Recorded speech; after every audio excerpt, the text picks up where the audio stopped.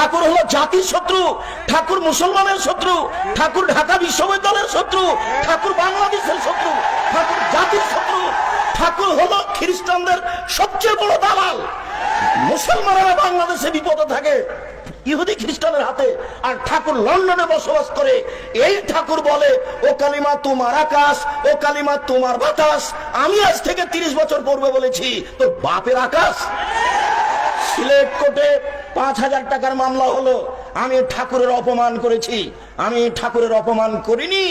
ঠাকুর বলেছে ও কালিমা তোমার আকাশ, ও কালিমা তোমার বাতাস। আমি বলেছি তোর বাপের আকাশ কালিমা। মুসলমানের বাচ্চারা অশিক্ষিত, ও প্রাধান্য দিতে পারে ঠিক ঠাকুরকে, তার গানকে প্রাধান্য দিতে পারে। আমি আব্দুর রাজ্জাক বিন ইউসুফ, আমার দেহে যতদিন শ্বাস আছে ততদিন ঠাকুরের এই গানের আমি 5 পয়সা দাম দিলে। দেহে যে পেশাব পায়খানা পড়ে আছে তার সামান্য দাম ঠাকুরের গানের আমার কাছে নাই। ঠাকুরের গোটা দেহটাই মুশরিক। ঠাকুর নিজে হিন্দু, ঠাকুরের কলম হিন্দু, ঠাকুরের কর্ম হিন্দু, ঠাকুরের জাতি হিন্দু, ঠাকুরের গান হিন্দু। ঠাকুরের কথা আমার ছেলে মেয়ে পড়বে। 1971 সাল থেকে বাংলাদেশে আজ পর্যন্ত কোন শিক্ষিত মানুষ শিক্ষামন্ত্রী হয়েছে এটা আমার জানা নাই। আমি দীর্ঘদিন থেকে বলে আসছি খ্রিস্টানের দালাল ঠাকুর, সেই ঠাকুরের গান আমার ছেলে মেয়ে পড়বে এটা আমি কোনোদিন গ্রহণ করিনি।